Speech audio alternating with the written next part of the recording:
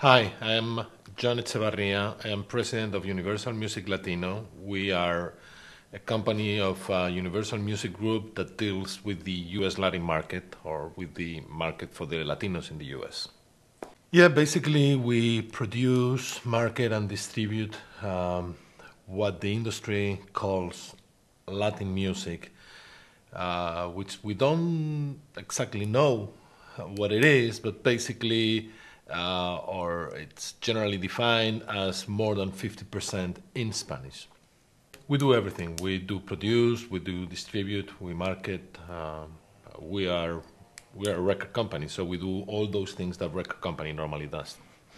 Yeah, we do licensing. We take license from product from abroad. We even take some licenses from product produced in the U.S. and in some cases we license to third parties. Jack of all, how do you call that? I mean, a little bit of everything. A president is supposed to be someone with experience that puts together the rest of the company or helps the rest of the company. Sometimes I do A&Rs, sometimes I deal with finances, sometimes I do business affairs, sales, whatever. I mean, normally we're supposed to be the bosses, but in some cases, well, we really are. It's a general helping hand for everybody. We're supposed to give them knowledge and experience and coordinate. There is a lot of coordination for a president. Sometimes in a record company, one hand doesn't know what the other hand is doing, and it's the president who is supposed to tell them, guys, we are producing this record right now. Think about when we're going to market it. Think about when we're going to sell it. That's out of coordination. First of all, we are distributed by UMVD, which is the distributing company of Universal. It's a huge company that distributes the rest of our labels. Interscope, Def Jam, Geffen, all those labels are distributed by the same distributing company that we are distributed by. So that's a substantial part of relation. On the other hand, we are a US-based company, so we report to the same people and we abide the same laws as the rest of the labels. Although we deal with Latin music, we have to fulfill all U.S. copyright legislation, payola legislation, you name it. I mean, basically, so that means that we have to report to the same headquarters in LA and New York, follow the same rules, abide by the same regulations, corporate regulations, and so on. The record companies normally do have what we call regional offices, and those regional offices take care of big regions like Europe. Universal does have a big regional office in London that takes care of Europe. We have a regional office here in Miami that takes care of Latin America and the Iberian Peninsula, Spain and Portugal, because there is a close link between Spain and Portugal and obviously Latin America and Brazil. So those guys normally what will do is coordinate, supervise the flow of information, product, music throughout the region. Now, in a company like in the US is a very good example for this and the need of this, because this is where the Grammys take place, Billboard exists. This is where the spotlight is on. So everybody wants to have a success in the US. So someone has to put some order on that and say, okay, now this is what is happening in Argentina. You guys should pay attention to this. Or this is what is happening in the US. You guys should pay attention to this. Mm-hmm. That's the role of a regional office, basically. Yeah, I mean, within America, we normally speak about the Latin market as if the Latin market was one homogeneous, solid market, but it's not. It's like saying the American market. What is the American market? We've got urban, we've got rock, we've got country, we've got Latin, we've got so many things that we are speaking about 10 different markets. And something similar is happening in the Latin market. Traditionally, we used to have three genres: regional Mexican, pop, and tropical. Nowadays, we're speaking about four: regional Mexican, pop, tropical, and urban, because of the huge success of reggaeton and the coming of Latin hip hop. But when you're talking about Latin, you've got so many different things. We've got Latin rock, we've got electronica, hip hop, reggaeton. You're talking about tropical, but then you realize that tropical is not one single thing. We've got merengue, bachata, we've got salsa, we've got three or four subgenres. If you're talking about regional Mexican, again, then you will have Pasito Duranguense, you will have ranchero, norteño, at least 4 or 5 solid subgenres within the genre. So at the end, Latin, it's Latin because we speak in Spanish. That's it. The rest is music. And we've got as many different genres as the American general market does have. There are two different questions within that question. One question is, where do we get the product from? In a big company like ours that does have affiliates all over, we normally have a big flow of product coming from abroad. Now, traditionally, for the US Latin market, the US wasn't a very good source of repertoire. There was only one source of repertoire that was Puerto Rico, producing basically tropical music, and some of the big pop names like Ricky Martin, Chayanne, or Luis Fonsi. The other was whatever the affiliates were bringing us. Mexico was one of the biggest sources of repertoire for the US Latin market. People like Paulina Rubio, bands like Molotov, all those were coming from Mexico. But nowadays, if you look at what's going on in the market, you will see people like Juanes or Shakira from Colombia. You will see people like Belanova from Mexico. You will see Antonio Orozco from Spain. I mean, at the end, this is a market very open to the rest of the Latin world, and we're continuously dealing with people from other territories. Yeah, depending on the product, we're going to play different strategies, but also we have different structures within the company. Basically, we have a very clear regional Mexican due to 2 reasons, or one reason with 2 different aspects of the same reason. One is the demographics of the U.S., on which 66% of the Latinos in the U.S. are from Mexican origin. Now, the other one is the market itself, on which, again, 60% of the music sold in the U.S. is basically regional Mexican. So that deserves to have a specific regional Mexican division that deals with regional Mexican. Now, once you put regional Mexican aside, then you come to the rest of the product. How do we face the product? I mean, depending on what we're doing, obviously we have urban, we're going to be following what has been traditionally the strategies for urban music in the US, street marketing, that sort of things. If you're having a pop-out, then it's going to be the MTV video game, it's going to be radio, pop radio. I mean, depending on what you've got on your hands, depending on what sort of music you're working with, you're going to be watching at different strategies. Alternative in the Latin market is a very funny thing because it's not what we would consider alternative in the Anglo market, which is very clearly defined. Alternative in the Latin market was a box on which we threw everything that was different.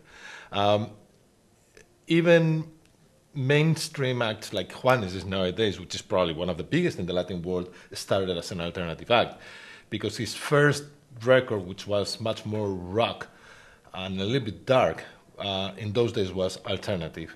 Latin electronica will fall onto alternative. Latin grunge will fall into alternative. Hip hop, not nowadays because we've got an emerging urban market with reggaeton and hip hop, but at the early days on which we were working, an act from Spain called La Mala Rodriguez, and she was a real hip hop act that was alternative. So some things that on the Anglo market would be straight pop rock might fall into alternative at a certain moment in the Latin world. I think that crossover can be a kiss of death. Crossover has been a big media frenzy. And I remember that a couple of years ago, we were asked at a Billboard conference, what is happening with crossover? And my answer was, what is happening with the media crossover frenzy? Because crossover has been here for years. I mean, I remember Javier Cugat probably in the 30s. I remember Feliciano in the 60s. I mean, Richie Valens. There has always been Latin acts playing for the American mainstream market. I remember McCartney playing Bésame Mucho, which we are working right now with Bocelli, in the Let It Be movie. So there has always been a space for Latin artists playing Latin music in the American market. Now, what happened was that with the success of artists like Ricky, Enrique, and Shakira, suddenly there was a media frenzy about crossover. Kiss of death, because if those things are not properly done, it's jumping a big space. And unless you have a solid basis on one of the sides, you can fall onto the middle. And when these crossover frenzy was over, there was like a craziness on which everybody wanted to cross over without properly having a solid base or a solid strategy. At the end, you are nowadays having the same crossover. I mean, the same acts are working on the Anglo side. Enrique, Paulina, it's probably working on her new album in a year now. Shakira is doing very well. The frenzy is over. But the sales are the same, the acts are the same, and what is happening is the same. We are having a very different phenomenon right now with Juanes, in which for the first time we might see Juanes succeeding in the English charts, which are probably the most difficult charts in the world, and probably he's going to be the first act charting in the UK in 30 years in Spanish. And that's a real crossover, because then you're not going to see someone like Enrique, Paulina, or Shakira, or Ricky, Latino singing in English. You're going to see a Latino singing in Spanish, which probably didn't happen, leaving aside a couple of ephemeral episodes, since 30 years ago. That's going to be the next serious crossover. I remember the early stages of the Ricky career, in which the first thing was really Spanglish. There was a song that was hitting in Spanglish, that was hitting the radios in Miami in Spanglish, and then there was an English version of that song. But then there was an album fully done and conceived in English. Same thing happened with Enrique. I mean, Enrique's English albums have been definitely English albums from the very beginning. Not necessarily it would be translations of the Spanish hits. You might find cases like Paulina, in which part of her success in Spanish was translated onto English, but some English songs were added, because sometimes songs don't translate that easily. You might lose your fan base if you don't pay attention.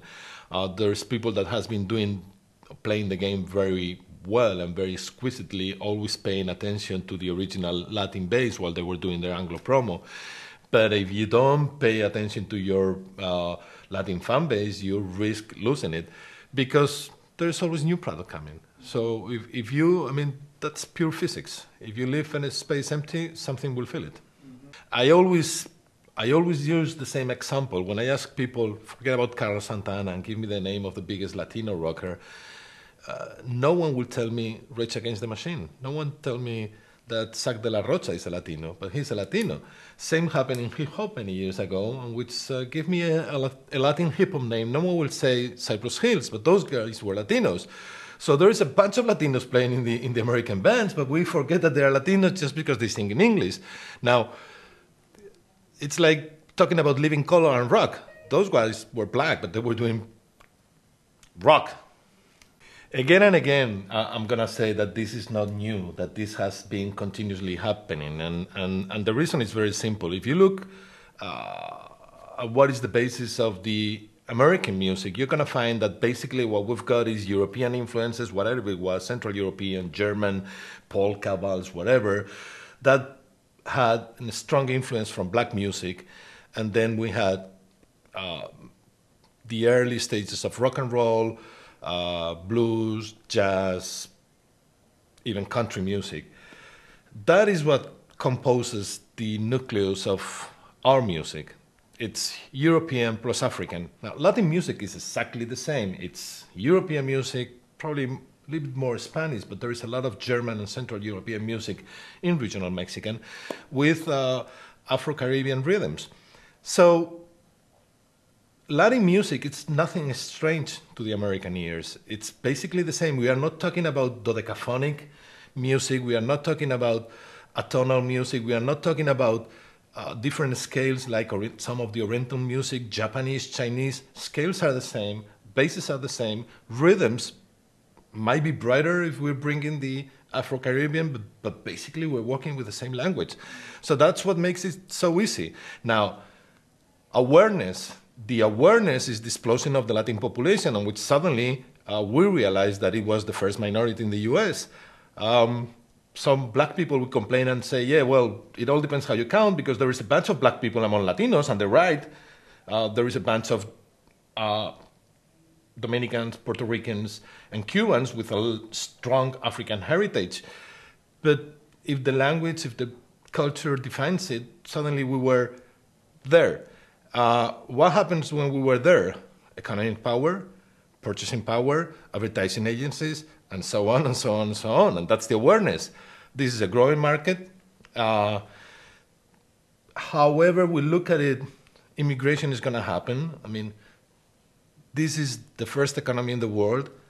Mexico, it's right there, and the rest of Latin America right there. And no one is going to stop it. Not here, not in Europe, anywhere in the world. And if that happens, Latino music is going to happen.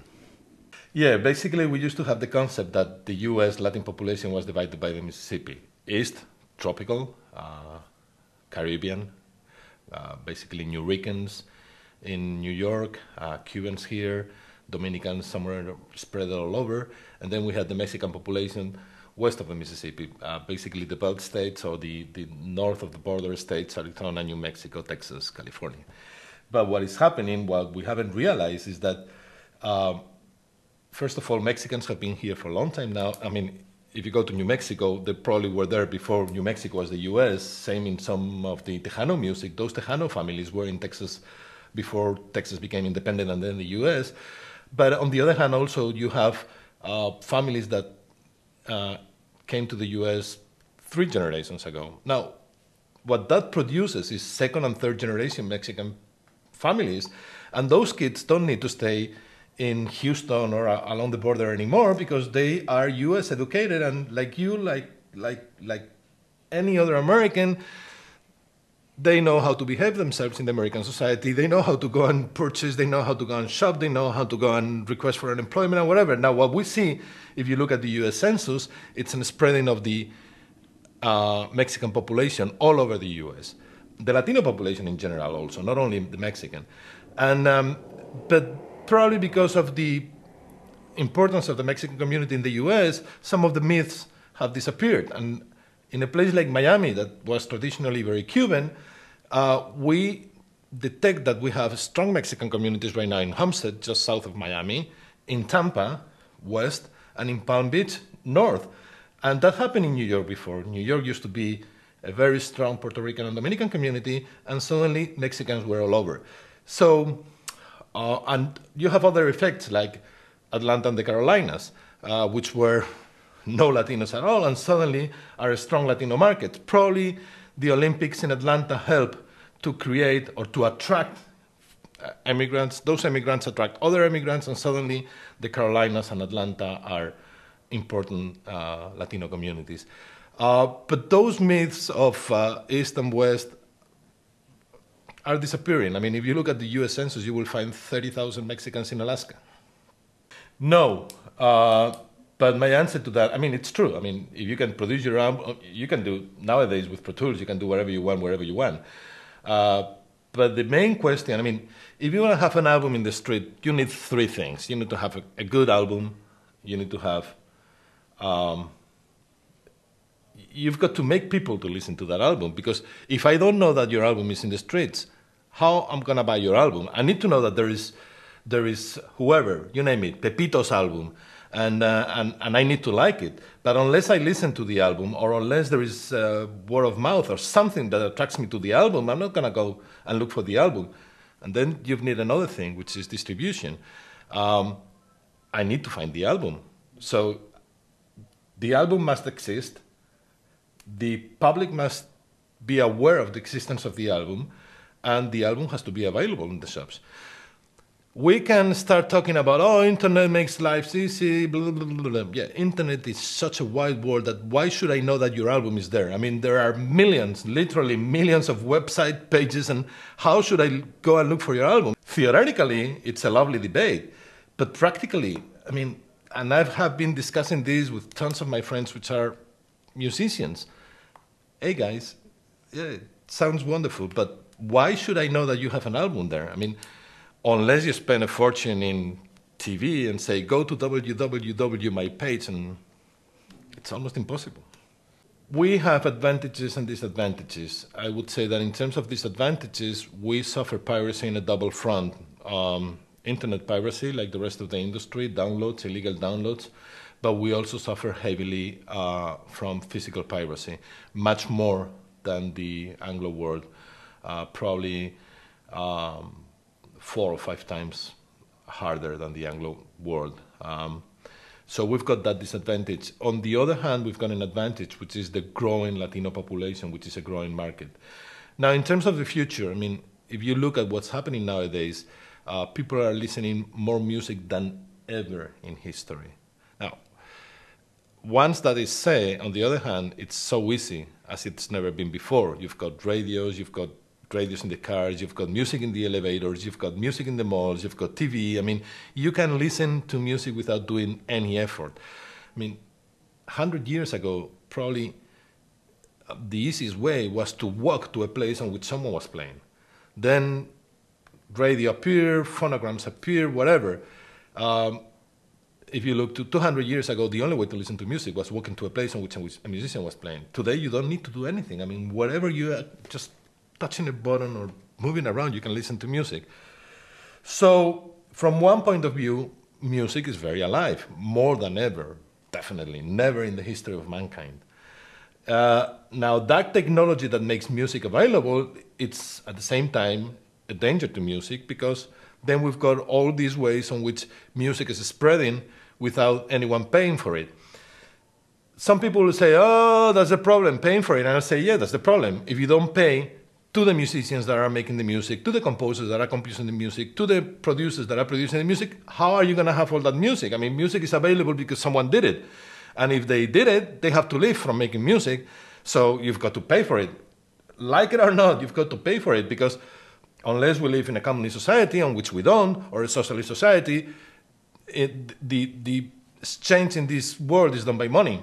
So someone needs money, because that same guy needs to go to the supermarket, and they're not going to say, oh, you're a musician, you can have your Coke for free or your beer for free because I download for free. So there is a problem. We need the money that we are not getting. Otherwise, we won't survive and there won't be any music.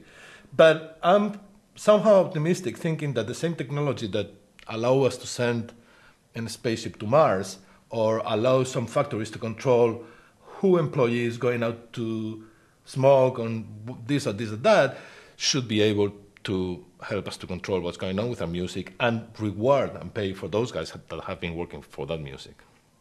I think that in these days of crisis, we are going back to the roots. And what were the roots? I mean, musicians were musicians because they played music and they did music. I mean, I think that somehow we got onto a craze on which artists were artists because they were artists. No, you're an artist because you make music, because you do it.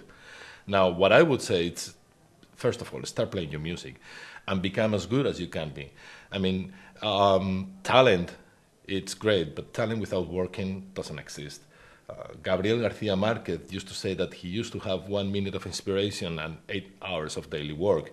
In fact, he used to dress himself with a blue overall and sit 8 hours a day in front a typewriter when he did 100 Years of Solitude. So inspiration and talent is great, but unless you work on it, you're not going to get it. So work hard, play as much as you can, improve yourself. The best way to improve yourself as a musician is a live audience. That's what is going to give you the feedback that you need to know if what you're doing is good or not. And keep working on it. And then, sooner or later, someone will pay attention to you. It's a funny story because basically what I did when I was studying was economy. I've got the equivalent of a PhD in economy. But while I was studying economy, those were the early 70s, and rock and roll and music was our life. I mean, if you were talking to someone, one of the first questions that you would make is, what do you listen to? And there is a funny book that basically says that once you got an answer, you knew who the other guy was. I mean, I listened to Johnny Mitchell. Okay, I know where you are. I listened to The Dead. Okay, I know who you are. So rock and roll was part of our life, and I was always surrounded by musicians. Then I did several things, but working as an economist in a big oil company, Virgin Records opened in Spain. And they were looking for a finance guy, and I jumped onto Virgin as their first financial controller. From then on, I moved. I did strategic marketing, publishing. I've done several things in several record companies. But basically, it's because when I had the chance to jump onto the record industry and I saw that there was a position open, I applied for it. It's important for life, not for the record industry, for the music industry itself. I mean, education is a gift. Take advantage of it. whatever you're doing, it doesn't matter. Even if you gotta be a hippie lying on the beach, I mean, you will enjoy your life much more if you're well educated. You will be able to understand more things. So, education for me, it's basic. Definitely, I love music. I mean, I listen to music when I'm awake practically all the time. If not for professional matters, for personal matters, even for relaxing myself when I leave the office. If I've got to switch on to classical music, I will listen to music. But I love music, and I'm very happy that I'm not working in an oil company anymore, and I'm working with. I mean, I prefer to discuss about the quality of an album rather than discussing about the quality of 42 API oil versus 36 API oil. This is funny because we find ourselves in a situation on which I remember that commercial from a credit card on which they were saying this and this fantastic, this and that fantastic, and one of the best things was being an intern in a record company. That was like like the hottest thing. And when we try to find people, we don't find it.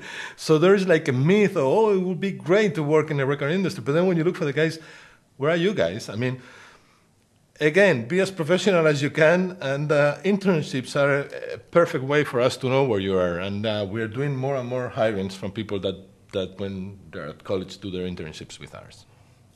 Be the best that you can be at whatever you're doing. That's the only key to success. If you play music, try to educate yourself as much as you can within music. Try to listen to lots of things. Try to dig into it. Try to work hard. Be the best. If you want to be an executive, if you want to work in the industry, the same. I mean, prepare yourself. Life is not easy, and there's lots of competence outside. So work. I mean, I'm not the best example because in our days we were much more thinking on whatever, but prepare yourself.